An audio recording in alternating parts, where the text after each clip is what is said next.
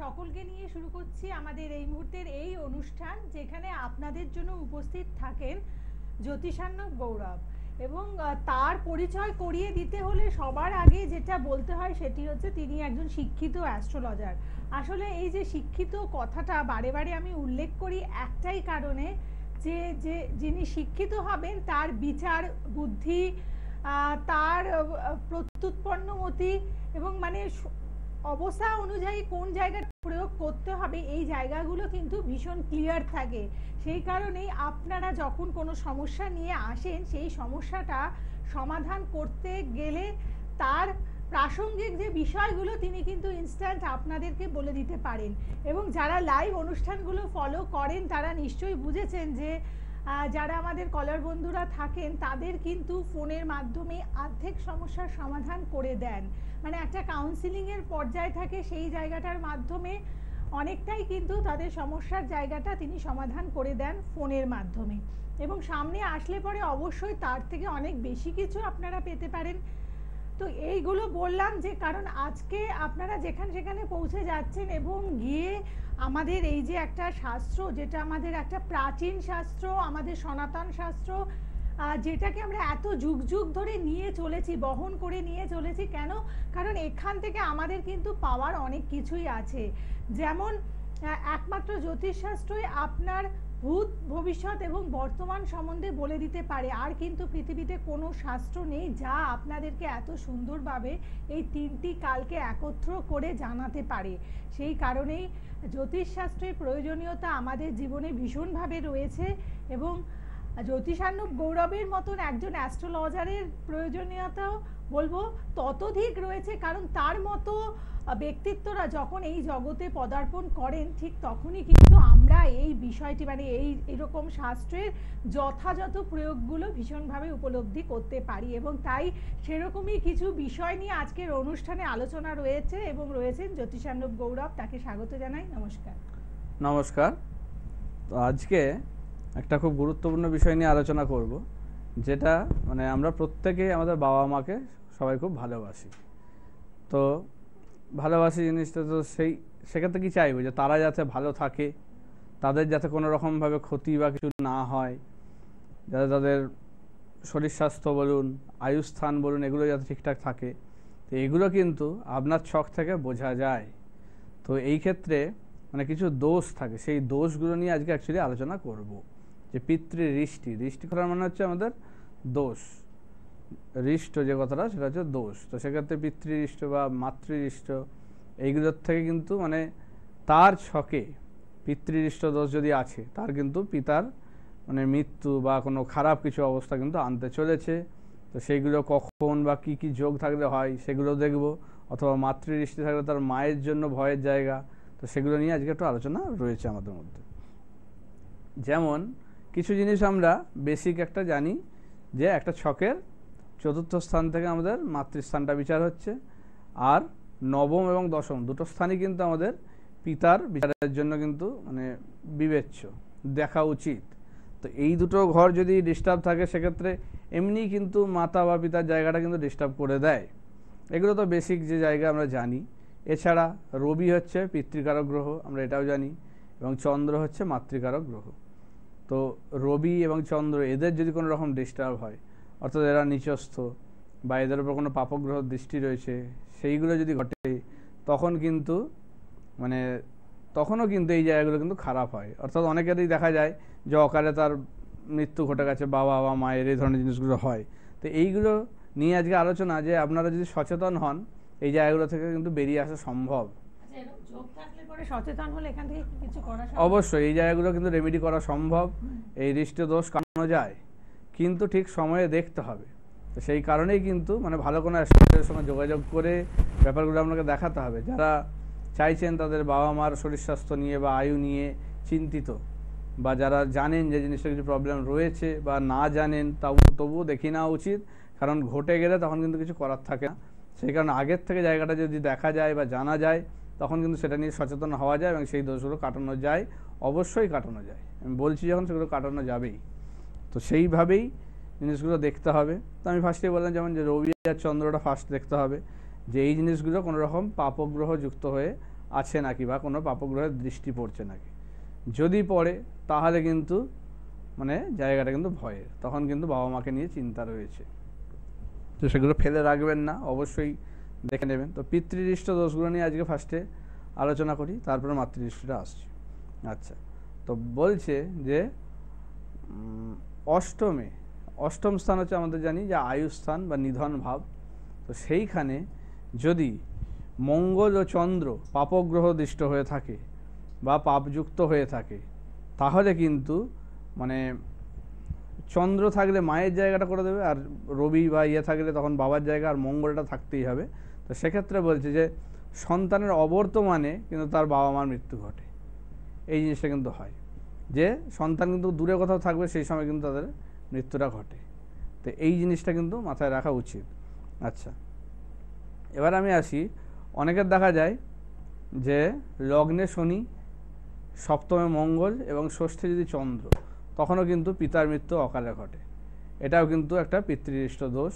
তো সেই ক্ষেত্রেও কিন্তু খেয়াল রাখতে হবে। এগুলো সবই কিন্তু মানে সব বিখ্যাত থেকে তুলে নিয়ে আসা জিনিস, যেগুলো কিন্তু প্রত্যেকটা কিন্তু একদম অ্যাকুরেট জিনিস, ঠিক আছে। পরাশর সংহিতা বলুন বা কোনো বই থেকে পঞ্চস্বরা গ্রন্থ বলুন, এগুলো থেকে কিন্তু এগুলো সব তুলে আনা। এই জিনিসগুলো কিন্তু একদমই অবহেলা করবেন না। এই যোগগুলো যদি থাকে অবশ্যই খেয়াল করুন। কি বলছে যে লগ্নে যদি শনি থাকে, সপ্তমে মঙ্গল এবং ষষ্ঠে চন্দ্র, এই তিনটে যদি একত্রে হয় তবে কিন্তু পিতার মৃত্যু ঘটে অকালে। এই জিনিসটা কিন্তু খেয়াল রাখতে হবে।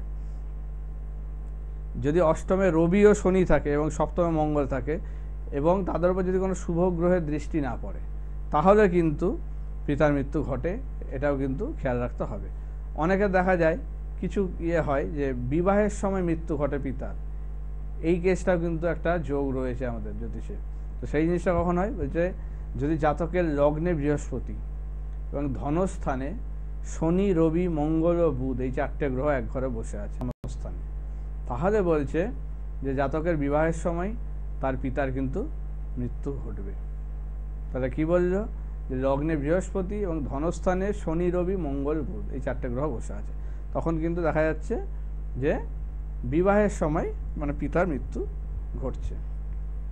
আচ্ছা, এবারে বলছে যে শনি ও মঙ্গলযুক্ত চন্দ্র, শনি আর মঙ্গল দুজনেই চন্দ্রের উপর দৃষ্টি দিচ্ছে বা যুক্ত হয়ে বসে আছে, যদি লগ্নের ষষ্ঠে বা অষ্টমে থাকে। আমরা জানি এমনি যে ষষ্ঠ এবং অষ্টম স্থান এবং দ্বাদশ স্থান, এই তিনটে হচ্ছে আমাদের দুস্থান। এই তিনটে ঘর এমনি খারাপ জায়গা। তো এইখানে যদি বসে থাকে এবং বৃহস্পতি বা শুক্র অর্থাৎ দেবগুরু বা দৈত্যগুরু এদের কারোরই যদি দৃষ্টি না পড়ে, তাহলে কিন্তু ছেলে এবং বাবা দুজনের কিন্তু একসঙ্গে মৃত্যু ঘটে। এইটা কিন্তু মাথায় রাখতে হবে। তাদের কিন্তু দুজনেরই কোনো অ্যাক্সিডেন্ট বা কিছু যাই হবে, যেখানে একসঙ্গে দুজনেরই কিন্তু মৃত্যু ঘটে। এই জিনিসটা হয় যখন শনি মঙ্গলযুক্ত চন্দ্র থাকবে, চন্দ্রের উপর শনি আর মঙ্গলের যুক্তি থাকবে এবং সঙ্গে সেটা লগ্নের ষষ্ঠে বা অষ্টমে বসে থাকবে, তার উপরে বৃহস্পতি বা শুক্রের দৃষ্টি পড়বে না। আমরা জানি বৃহস্পতির দৃষ্টি পঞ্চম, সপ্তম, নবম, এই তিনটে ইয়েতে পড়ছে।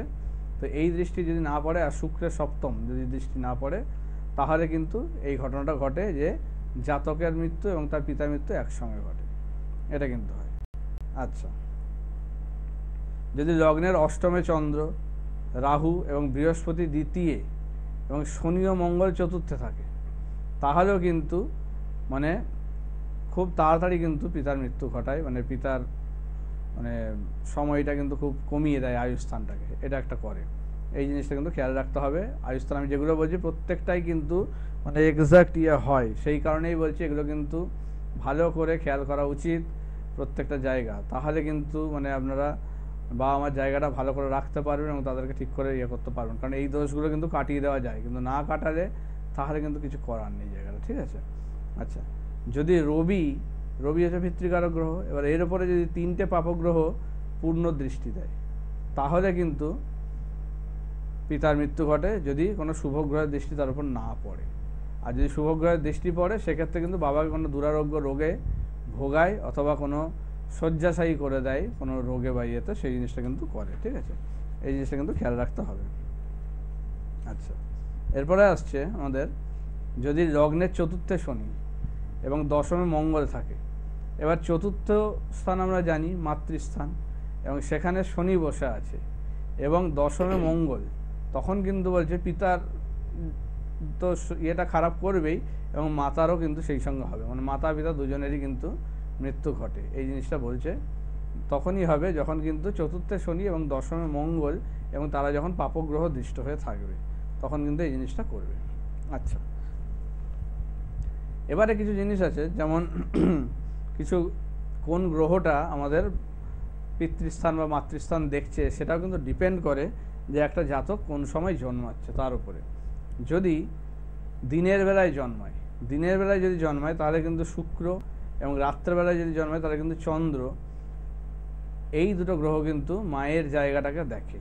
দিনে জন্মালে শুক্র, রাতে জন্মালে চন্দ্র, তখন কিন্তু এই দুইয়ের অবস্থান কিন্তু মানে মায়ের জায়গাটা কিন্তু ঠিকঠাক দেখে। তো যদি দিনে জন্মায় তখন শুক্রের যদি কোনো ডিস্টার্ব হয় তখন কিন্তু মাকে কিন্তু খুব তাড়াতাড়ি মানে দুর্ঘটনাটা ঘটিয়ে দেয়, ঠিক আছে? সেই জিনিসটা কিন্তু করে যদি দিনে জন্মায়। আর রাতে জন্মালে তখন কিন্তু চন্দ্রের প্রভাবটা বেশি থাকে, তখন যদি চন্দ্র প্রবলেম করে তখন কিন্তু তার মানে মায়ের জায়গাটা খালি করে দেয়, এটা একটা। এছাড়াও যে আরও কিছু জিনিস আমরা জানি, যেমন চতুর্থে যদি কেতু থাকে অথবা নবমে কেতু থাকে, চতুর্থে কেতু থাকলে মায়ের জায়গা খালি করে, অনেক সময় প্রবলেম করে, তার পড়াশোনা তো ডিস্টার্ব করবেই, সঙ্গে মায়ের জায়গাটা ডিস্টার্ব করে দেয়। আর নবম স্থানে কেতু অথবা দশমে কেতু, সেটাও কিন্তু পিতৃস্থান খালি করে, এগুলো খেয়াল রাখতে হবে। এবার দেখতে হবে সেখানে আর অন্য কোনো গ্রহের কোনো শুভ গ্রহ কোনো দৃষ্টি দিচ্ছে নাকি, বা কোনো ভালো গ্রহ সেখানে বসে আছে নাকি, তাহলে হয়তো কিছুটা ফাঁড়াটাকে কাটাবে বা কিছুটা জিনিসটাকে কমিয়ে দেবে, এই জিনিসটা করে, ঠিক আছে? তো যদি দিনে জন্মায় তাহলে যদি শুক্র, আমরা বললাম যে শুক্র গ্রহ হচ্ছে তার মায়ের জায়গা তখন দেখছে, তো তখন শুক্র গ্রহ যদি কোনো পাপগ্রহের সঙ্গে বসে থাকে, অথবা যদি কোনো পাপগ্রহের দৃষ্টি পড়ছে শুক্রের ওপর, বা শুক্র নিজে যদি নিচস্থ হয়ে যায়, বা কোনো খারাপ জায়গায় কোনো শত্রু গৃহে বসে আছে, তখনও কিন্তু মাতৃস্থানটাকে কিন্তু ডিস্টার্ব করে দেয়, তখনও কিন্তু তার মায়ের জায়গা নিয়ে ভয় থাকে। এছাড়া যদি রাতে জন্মায় তখন কিন্তু চন্দ্রের জায়গাটা দেখতে হবে, চন্দ্র কীরকম আছে।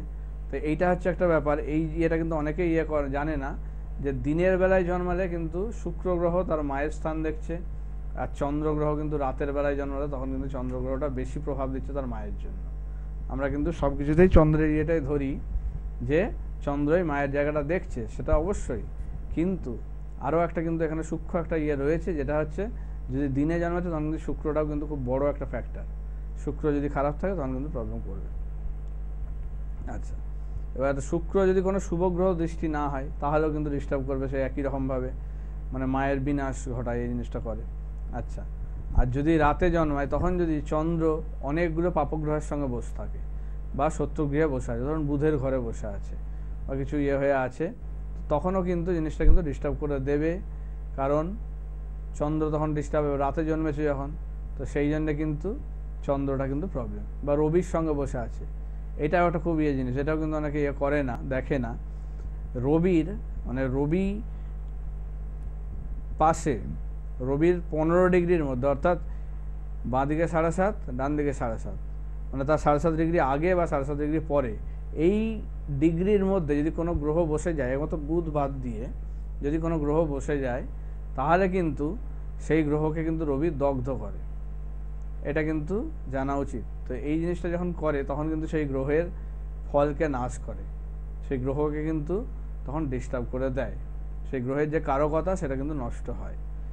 তো চন্দ্র যদি বসে যায় রবির পাশে, যদি 7.5 ডিগ্রির মধ্যে বসে যায়, তাহলে কিন্তু চন্দ্র পীড়িত, এই একটা যোগ তৈরি করে, চন্দ্র পীড়িত। তো চন্দ্র পীড়িত চন্দ্র হলে তখন কিন্তু মায়ের জায়গা কিন্তু মানে ভয় রয়েছে মাকে নিয়ে, মাকে কিন্তু সারা জীবন রোগ ভোগ করায় এবং মায়ের শরীর স্বাস্থ্য নিয়ে কিন্তু চিন্তা থাকে, তার সঙ্গে জাতকেরা কিন্তু মানসিক জায়গাটাও কিন্তু ডিস্টার্ব করে দেয় চন্দ্র। এছাড়া ব্লাড ক্যান্সার জনিত রোগের মতনও কিন্তু ভয়ঙ্কর রোগ নিয়ে আসে, এটাও কিন্তু এই চন্দ্র যদি ডিস্টার্ব করে তখন কিন্তু এই জিনিসটা করে, ঠিক আছে? যদি রবি লগ্নের সপ্তমে বসে থাকে তাহলে কিন্তু মানে তার মা তাকে কিন্তু মানুষ করতে পারে না, এবং সেটা হচ্ছে পাপগ্রহ দৃষ্ট হতে হবে অবশ্যই, সপ্তম স্থানটাকে কোনো শত্রুস্থান হতে হবে রবির, যদি হয় সেরকম, তাহলে কিন্তু মানে সে কিন্তু মায়ের দুধ পায় না, এই জিনিসটা কথাটা বলা হয় যে তার মা কিন্তু তাকে পালন করতে পারে না, অর্থাৎ জন্মের পরেই তার মৃত্যু ঘটে, এরকম একটা জিনিস কিন্তু তৈরি করে। তো সেইগুলো কিন্তু খুব মানে খারাপ যোগ এই জায়গাগুলো, এইগুলো খুব সাবধানে থাকা উচিত বা সাবধানে এগুলো দেখে নেওয়া উচিত। ভালো ভালো অ্যাস্ট্রোলজারের সঙ্গে কিন্তু এগুলো নিয়ে আলোচনা করা উচিত, যারা সত্যিকারের অ্যাস্ট্রোলজিটা জানে। যারা কিন্তু জানে না তারা কিন্তু এগুলো নিয়ে কোনো কথাও বলবে না, আলোচনাও করবে না, কারণ এগুলো দেখতে গেলে অনেক খাটাখাটনি করতে হবে, অনেক কিছু পড়াশোনা করতে হবে, সেই জিনিসটা সবাই করবে না। আপনাকে তো টাইম সেই অতটা দেবে না, কারণ এগুলো দেখতে গেলেও তার টাইমের দরকার।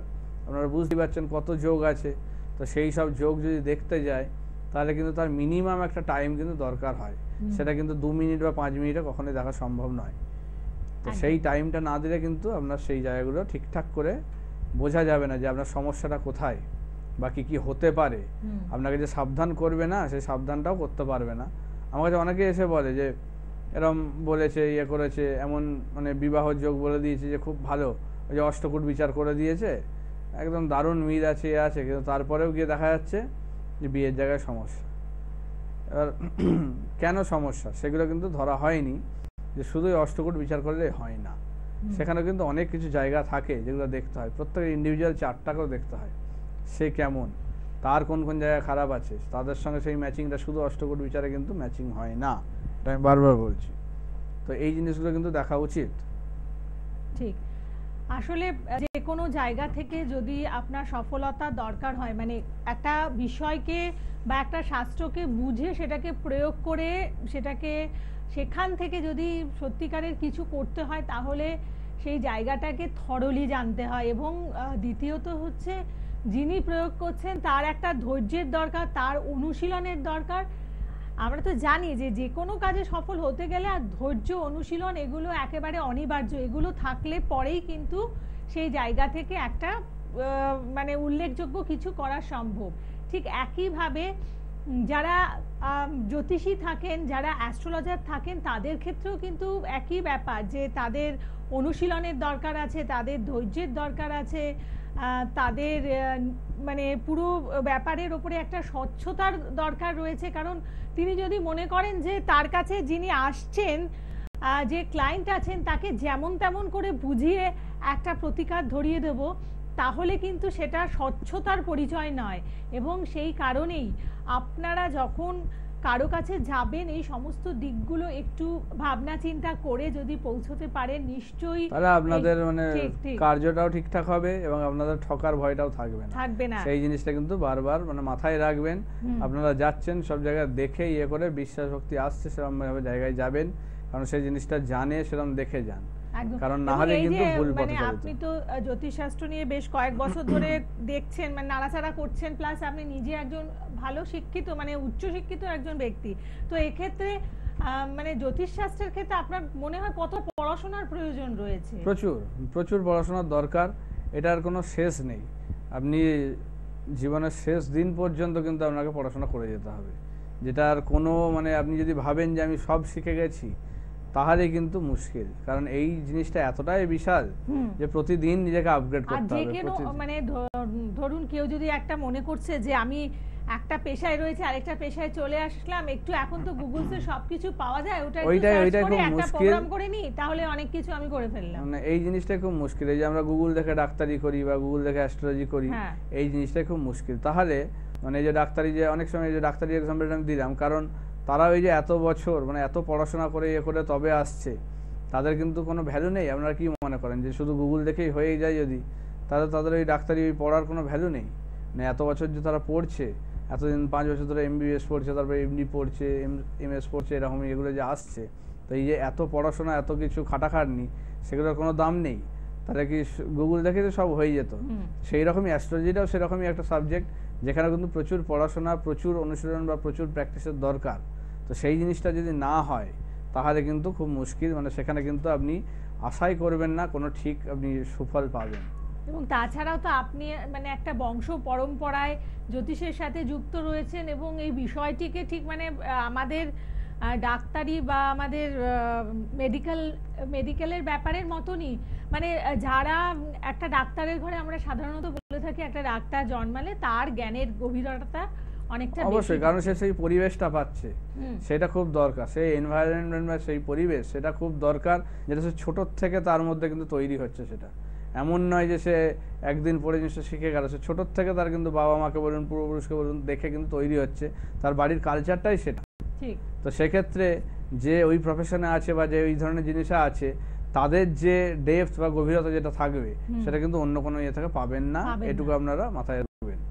তো সেটা দেখে অবশ্যই যাবেন, কারণ এই জিনিসগুলো তো কোনো ছেলে খেলার ব্যাপার না, এটা আপনার লাইফটাকে দাঁড় করাবে, আপনার জীবনে ঠিকমতো দাঁড় করানো বলুন, আপনার জীবনে যাতে প্রবলেম না আসে, ঝামেলা ঝঞ্ঝা দূর করা এই সমস্ত কিছু, মানে একটা বিশাল, মানে একটা লাইফের একটা পার্ট, পুরো আমাদের জীবনটাকে ঠিকঠাক করা, যেটার থেকে আর বড় কিছু হতে পারে না। আমার তো মনে হয় যে এর থেকে আর বড় কিছু সাবজেক্ট বলতে গেলে হওয়ার নয়, উচিত নয়। কারণ একটা মানুষের মানে জীবনটাকে সে স্মুথ করছে, সে কীভাবে দাঁড়াবে, কি করবে, তার প্রত্যেকটা জায়গা ভবিষ্যতে কি আসতে চলেছে তাকে সচেতন করে। একটা ডাক্তারও যেটা করবে, মানে ধরুন আপনার রোগটা হওয়ার পরে কিন্তু সে টেস্ট করে দেখে তবে সেটা সারাবে, কিন্তু এখানে কি সেটা, এখানে কিন্তু সেই রোগটাকে আসতেই দেবে না। যেমন আজকে আমরা যেটা নিয়ে আলোচনা করছি, মানে বাবা মার জায়গা থেকে কার কখন কি অবস্থায় থাকবে সেটা একদমই, মানে সেই ধরনের প্রবলেম থাকলে তখন কিন্তু বাবা মার জায়গাগুলো কিন্তু এরকমভাবে খারাপ হয়। তো সেই কারণেই কিন্তু অ্যাস্ট্রোলজির কিন্তু একটা মাহাত্ম্য, যে আপনার কিন্তু মানে প্রবলেমটা হওয়ার আগেই কিন্তু জিনিসটাকে আটকে দেওয়া যাবে, প্রবলেমটা আসতে দেবে না। কিন্তু ওই যে বললাম, মানে ডাক্তারিরা যেটা ইয়ে হচ্ছে, সেখানে কি, সেখানে আপনার রোগটা হওয়ার পরে কিন্তু আপনি ডায়াগনোসিস করে টেস্ট করে কি হয়েছে, তারপরে সেটা অপারেশন হোক বা যাই কিছু হোক, ওষুধ দেওয়া। কিন্তু এইখানে যেটা হবে সেটা কিন্তু এই রোগটা আসতে যদি সেটা বোঝা যাবে, এবং সেটাকে কি করে আটকে দেওয়া যাবে সেটাও করে দেওয়া যাবে। সেক্ষেত্রে আপনারা কিন্তু সেই জায়গাটা আসতে দেবে না। ঠিক, তো এইটা একটা করা একদম তাই। যারা জ্যোতিষান্নব গৌরবের কাছে পৌঁছতে চাইছেন এবং সঠিক বিচারের মাধ্যমে আপনার জীবনের যে গ্রহ দোষগুলো আছে সেগুলো থেকে মুক্ত হতে চাইছেন, অবশ্যই তাড়াতাড়ি যোগাযোগ করে নেবেন এবং বুকিং নাম্বারে ফোন করুন, অ্যাডভান্স বুকিং করে বিভিন্ন চেম্বারগুলো দেখে নিন কোথায় কবে বসছেন, এবং বুকিং নাম্বারে ফোন করলে পরে তার ডিটেলিং আপনারা পেয়ে যাবেন। যেমন সোম এবং মঙ্গলবার করে বাড়ির চেম্বারে আপনারা পাচ্ছেন, বুধবার থাকছেন ব্যারাকপুরের চেম্বারে, বৃহস্পতিবার কালীঘাট ও হাওড়ার চেম্বারে থাকছেন, এবং মাসে একবার করে বর্ধমান, কৃষ্ণনগর, দুর্গাপুর, মেচেদা, বহরমপুর, মেদিনীপুর ইত্যাদি জায়গায় যাচ্ছেন। তাছাড়াও কিন্তু বাস্তুযজ্ঞ করে থাকেন, অর্থাৎ আমাদের বাস্তুর জায়গাটাও কিন্তু আমাদের আয় উন্নতির জন্য ভীষণ গুরুত্বপূর্ণ, আপনারা সেটা জানেন, প্রচুর অনুষ্ঠান আমরা করেছি। তো বাস্তুর জায়গা থেকে যদি কারো মনে হয় যে সামনে কোনো শুভ যোগ আছে, যেমন আমাদের পরপর অনেক শুভ যোগ রয়েছে, দোল পূর্ণিমা বা বিশেষ কোনো যোগে আপনারা বাস্তুযজ্ঞ করাতে চাইছেন, যোগাযোগ করে নেবেন। একটা টিম আছে যারা কিন্তু আপনাদের বাড়িতে গিয়ে মানে আপনার সমস্যা অনুযায়ী আপনাকে যজ্ঞ করে দেবে। অবশ্যই সেটাকে দেখতে হবে আপনার বাস্তুটাকে ভিজিট করে, যে সেইটার দরকার আছে কতটা, কিভাবে কি করতে হবে সেগুলো দেখে তারপরে সেটাই হবে। তো সেখানে যারা করাতে চাইবেন আগের থেকে যোগাযোগ করবেন, কারণ একই দিনে ধরুন অনেকজন বলে তো আমি সেই দিন দিতে পারবো না, তো সেই কারণে যারা প্রথমে আসবেন তাদেরকে আমি দিতে পারবো, অন্যদেরকে কিন্তু আমি দিতে পারবো না, সেক্ষেত্রে তাদের ওয়েট করতে হবে। এই জিনিসটা বলা রইল। তাহলে মানে আগের থেকে একটু বুকিং করে নিলে ওনার শিডিউলটা ঠিক করে নিতে পারবেন আপনার প্রয়োজন অনুযায়ী, বা এটারও কিন্তু একটা ডেটের ব্যাপার থাকে না, অবশ্যই সেই ডেটটা যে আপনার জন্য হবে সেটাও নয়।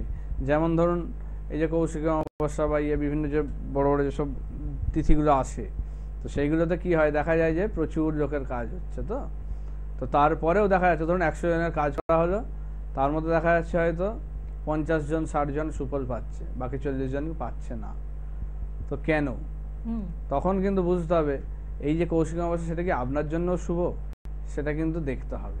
সেই দিনে কোন নক্ষত্র আছে সেটা আপনার জন্য অ্যাকচুয়ালি যাচ্ছে নাকি, সেই নক্ষত্রটা আপনার বদ নক্ষত্র নয় তো, বা কোনো নবতারা চক্রে কোনো খারাপ নক্ষত্র নয় তো, তাহলে কিন্তু সেগুলো কিন্তু সমস্যা, সেক্ষেত্রে কিন্তু আপনাকে কিন্তু সেটা ফল দেবে না।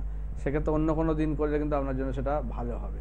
তো সেই কারণেই কিন্তু জিনিসগুলো বোঝার আছে, যে দেখেও নিতে হবে যে আপনার জন্য কোনটা শুভ নক্ষত্র বা অনেক কিছু ব্যাপার থাকে যজ্ঞের ক্ষেত্রে। শুধু একটা ডেট বলে দিলাম, করে দিলাম, শনিবার আছে, মঙ্গলবার আছে, বা অমাবস্যা আছে, করে দিলাম, তাহলেই হবে না।